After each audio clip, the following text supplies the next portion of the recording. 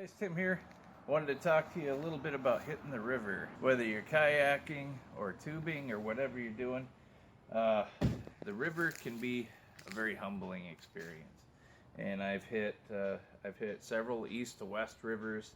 I've done one south to north river, which is the Willamette, and it reads completely differently.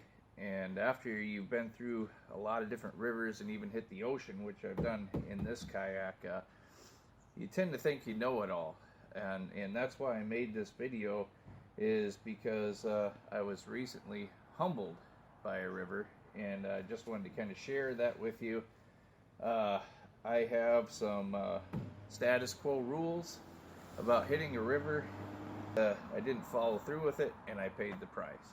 So I'm going to kind of explain to you why I had those rules in the first place and the mistake that I made. So here's a nice little reminder that I got. Last week we were on the Kalama River up in Washington, and my son was on a riverboard, and I had $100 worth of gear in my hands, and I saw him get caught in an undertow. Now, I've seen undertows like that before that pull a person's life vest right off them, and that person goes down the undertow. You're never going to see him again. Well, the thing that goes through your mind in that instance is I know for a fact that I can't live without my son, so I'm better off if he's going to go, I'm going to go with him, because the aftermath of not having him in my life, I don't want to go through that. So that's my mental thinking, and I've seen other people that were the same, and I've heard stories of people who died with their kids on the river for that reason.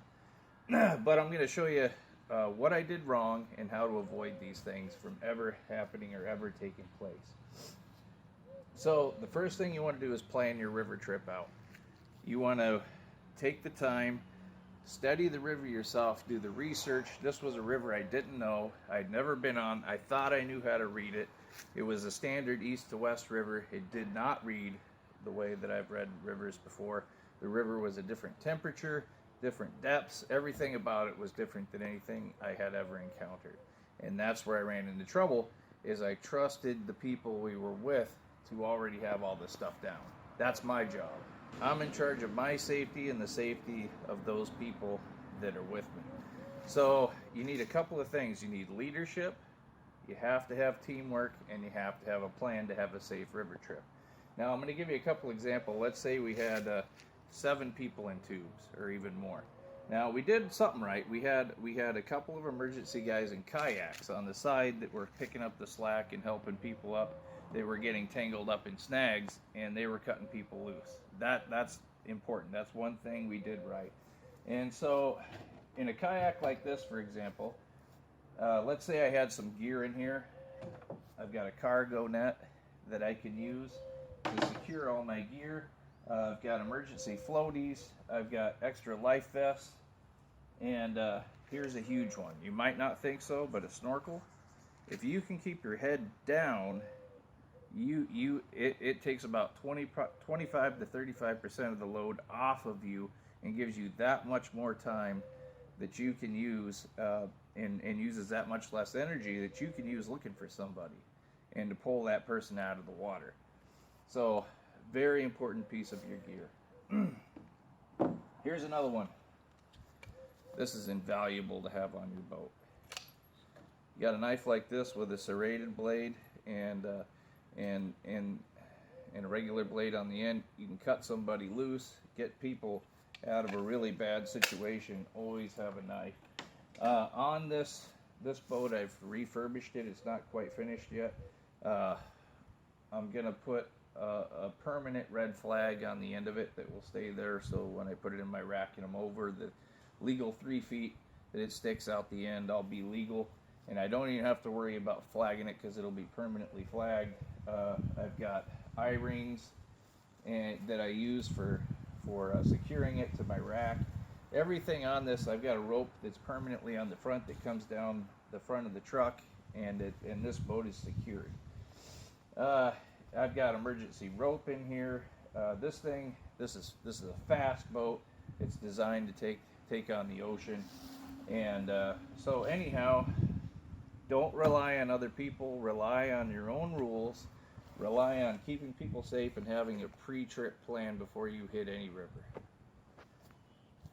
Yeah, so this is my vessel here, trusty old El Cinco, and I've had this thing in the ocean. It's been headbutt by sea lions who I didn't know were aggressive like that, but they didn't like me and my buddy Joe there for some reason. Anyhow, out of the fiasco that happened this last week, one good thing did come about it. I wanted to share with you guys. Standard snorkel gear. My son, after my son saw me jump in and grab him, and after we got the safety, so anyway, after that fiasco last week with my son on the river, one good thing did come out of it. He felt bad because he says, "Dad, you lost all your gear," and I dropped $100 worth of gear to get him, but gear's replaceable. And one good thing did come out of that, though. I found out that the full face mask snorkel that I had, which I enjoyed because I really like the full view underwater that it gives you, found out it was made by an off-brand company, and it didn't properly ventilate CO2. So it was actually a dangerous mask.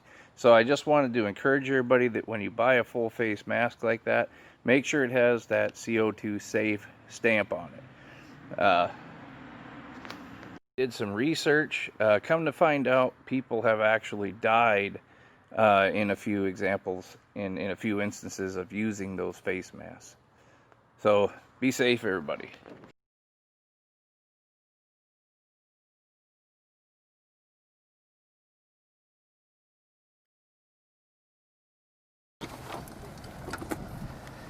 You guys, I saw one of them had a built-in compass in it. Yeah, they are set up for that. Mine has a spot for a built-in compass right there. That's pretty neat. Looks like you got one there too. Yeah, that's a stick-on one. This is a new boat. The old one was just like this and had the built-in compass. I really like the attachment one better. Huh. It's actually, for one thing, it's a lot closer. I can see it. Do you guys really need all this the specialized gear to come in here? Hey, so here I am. I'm out here in Ilwaco Sound, and these guys just got done telling me how dangerous it is here. As you can see, there's barely enough water for me to even paddle. So these guys are going on and on about how this is hypothermia-ridden water. Very dangerous. The water's warm. It's really nice. I like it. I'm heading out to that island, that sand island out there. And these guys told me I couldn't do this without specialized equipment. They said the water is swooping. It's very swooping. It'll take you out into the ocean. It's very highly dangerous. You need specialized gear. The only specialized gear I would need is testicles, but I don't even need that. It's this is pretty wussy.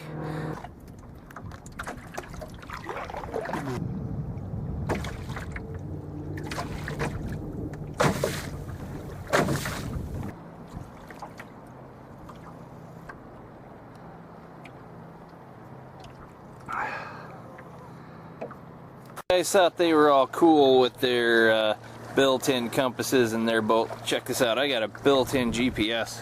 And it's confused, man. This thing has no idea where I'm at. I didn't even know I had it. Just found it in my pocket. Alright, so here's the island. And we'll see if there's any adventure here.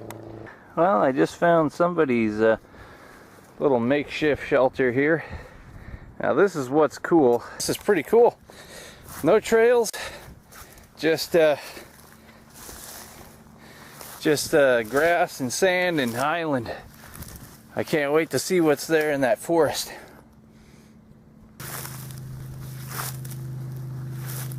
Alright, so that's one huge, ginormous pile of bear crap. since I'm unarmed, I'm gonna go ahead and get the holy heck out of here. Because this is gonna suck, you know. I don't have my gun.